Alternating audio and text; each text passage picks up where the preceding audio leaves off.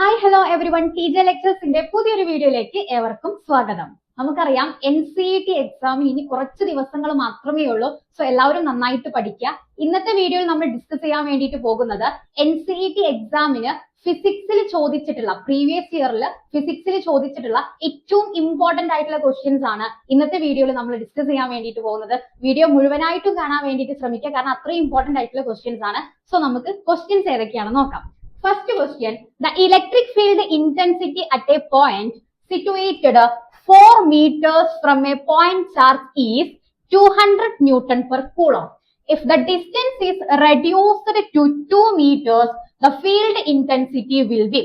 Field intensity ആണ് ചോദിച്ചിട്ടുള്ളത്. Electric field intensity നമ്മൾ പഠിച്ചിട്ടുണ്ട്. ഈ ഒരു ക്വസ്റ്റ്യനിൽ ഒരു ചെറിയ കോൺസെപ്റ്റ് മനസ്സിലാക്കി കഴിഞ്ഞാൽ ഈ ക്വസ്റ്റ്യൻ വളരെ പെട്ടെന്ന് ആൻസർ ചെയ്യാൻ വേണ്ടിയിട്ട് പറ്റും. സോ ആൻസറിലോട്ട് കടക്കുന്നതിന് മുൻപ് ചെറിയൊരു കാര്യം പറയാം.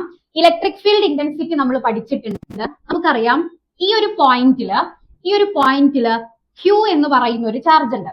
ഈ ഒരു പോയിന്റിൽ Q എന്ന് പറയുന്ന ഒരു ചാർജ് കാരണം R ഡിസ്റ്റൻസിൽ ഞാൻ ഇവിടെ ഒരു പോയിന്റ് കൊടുക്കുകയാണ് P. ഈ ഒരു P എന്ന് പറയുന്ന പോയിന്റിൽ ഇലക്ട്രിക് ഫീൽഡ് ഇന്റൻസിറ്റി ഉണ്ടാകുന്നുണ്ട്.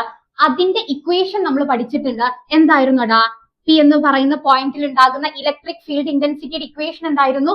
E equal to 1/4 pi epsilon 0 Q by R square അല്ലെ? ഈ 1/4 pi epsilon 0 ക്ക് നമ്മൾ K കൊടുത്തു കഴിഞ്ഞാൽ ഇക്വേഷൻ എങ്ങനെ മാറി? E equal to KQ by R square എന്നായി. ഇതിൽ നിന്ന് നമുക്ക് മനസ്സിലായ കാര്യം എന്താണ്? Electric field intensity inversely proportional to 1/R square. അതായത് ഇവിടെ ഇലക്ട്രിക് ഫീൽഡ് ഇന്റൻസിറ്റി എന്താണ്? R സ്ക്വയറിന് ഇൻവേഴ്സ്ലി പ്രൊപ്പോർഷണൽ ആണ് എന്നുള്ളത് മനസ്സിലായി. ഇവിടെ നമ്മൾ മനസ്സിലാക്കേണ്ട കാര്യം field intensity inverse square law obey ചെയ്യുന്നുണ്ട് എന്ന കോൺസെപ്റ്റ് ആണ് നമ്മൾ ഇവിടെ മനസ്സിലാക്കേണ്ടത്. ഇൻവേഴ്സ് സ്ക്വയർ ലോ ഒബേ ചെയ്യുന്നുണ്ട്. Electric field intensity inverse square law obey ചെയ്യുന്നുണ്ട്. ഈ ഒരു കോൺസെപ്റ്റ് വെച്ച് നമുക്ക് എങ്ങനെ ഈ ക്വസ്റ്റ്യൻ ചെയ്യാൻ നോക്കാം. ക്വസ്റ്റ്യനിൽ പറഞ്ഞിട്ടുള്ളത് എന്താണ്? ഇവിടെ നമുക്ക് 4 meters ആണ് ഡിസ്റ്റൻസ് തന്നിട്ടുണ്ട്. അപ്പോ ഇലക്ട്രിക് ഫീൽഡ് ഇന്റൻസിറ്റി എന്തായിരുന്നു? 200 Newton per coulomb ആയിരുന്നു ഇലക്ട്രിക് ഫീൽഡ് ഇന്റൻസിറ്റി. 4 meters ആയ സമയത്ത് electric field intensity 200 Newton per coulomb ആയിരുന്നു. പിന്നെ ക്വസ്റ്റ്യനിൽ എന്താ പറഞ്ഞിട്ടുള്ളത്? Distance is reduced to 2 meters. Distance 2 meter ആയിട്ട് കുറച്ചു, അതായത് R/2 ആക്കി. അപ്പോ ഇലക്ട്രിക് ഫീൽഡ് ഇന്റൻസിറ്റി എന്താണ് എന്നുള്ളതാണ് ചോദ്യം. നമുക്കറിയാം electric field intensity inverse square law obey ചെയ്യുന്നുണ്ട്. അപ്പോ ഡിസ്റ്റൻസ് കുറച്ചു കഴിഞ്ഞാൽ ഇലക്ട്രിക് ഫീൽഡ് ഇന്റൻസിറ്റി കൂടും. ഇവിടെ ഡിസ്റ്റൻസ് 2R/2 ആയിട്ടാണ് കുറച്ചിട്ടുള്ളത്. അപ്പൊ ഇലക്ട്രിക് ഫീൽഡ് ഇന്റൻസിറ്റി എന്ത് ചെയ്യും? 2 മടങ്ങാണോ കൂടുക? അല്ല, 2 സ്ക്വയർ ടൈംസ് കൂടും. കാരണം എന്താ? ഇൻവേഴ്സ് സ്ക്വയർ ലോ ആണ് ഒബേ ചെയ്യുന്നത്. അപ്പൊ 2 ടൈംസ് അല്ല, 2 square times electric field intensity കൂടും. 2 സ്ക്വയർ ടൈംസ് എന്ന് പറയുമ്പോൾ 4 ടൈംസ് ഇലക്ട്രിക് ഫീൽഡ് ഇന്റൻസിറ്റി കൂടും.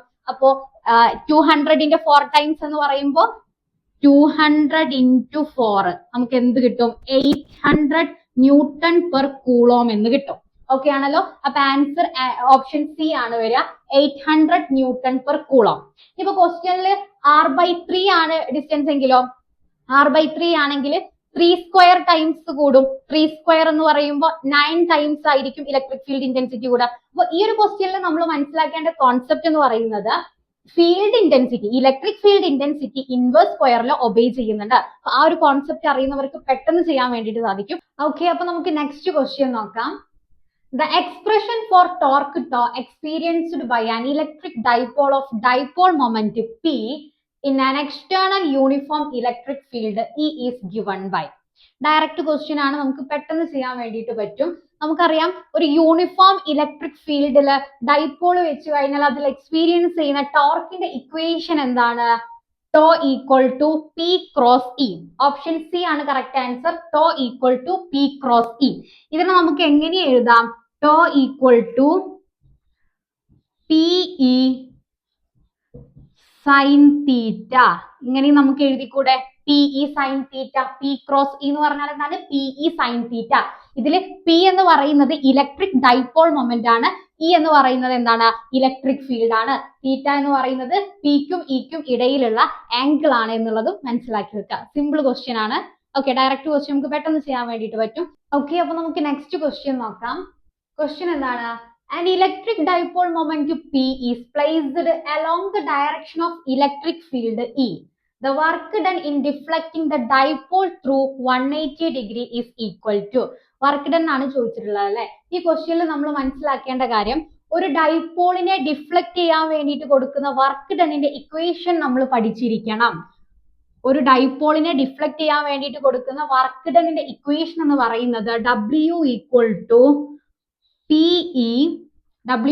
to PE cos theta 1 minus cos theta 2. Okay, ഈ ഇക്വേഷൻ പഠിച്ചിരിക്കണം. ഒരു ഡൈപോളിനെ ഡിഫ്ലക്ട് ചെയ്യാൻ വേണ്ടിയിട്ട് കൊടുക്കുന്ന വർക്ക് ഡണ്ണിന്റെ ഇക്വേഷൻ ആണ് PE cos theta 1 minus cos theta 2. Okay ആണല്ലോ, ഈ ഇക്വേഷൻ എല്ലാവരും പഠിച്ചിരിക്കണം. PE ഇവിടെ cos theta 1 എന്താണ്? ക്വസ്റ്റ്യനിൽ പറഞ്ഞിട്ടുണ്ട് along the direction of electric field.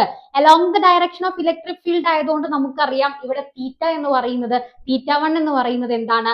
0 ആണ്. അപ്പൊ cos 0 എന്ന് പറഞ്ഞു കഴിഞ്ഞാൽ 1 മൈനസ്, ഇനി cos theta 2 എന്താണ്?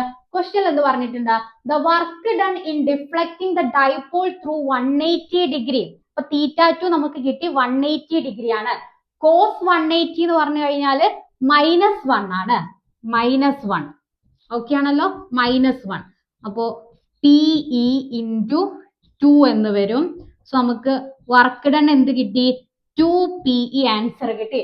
സോ ഓപ്ഷൻ ബി ആണ് കറക്റ്റ് ആൻസർ ആയിട്ട് വരിക. PE അല്ല, 2PE. ഓപ്ഷൻ ബി ആണ് കറക്റ്റ് ആൻസർ, 2PE. ഓക്കെ ആണല്ലോ.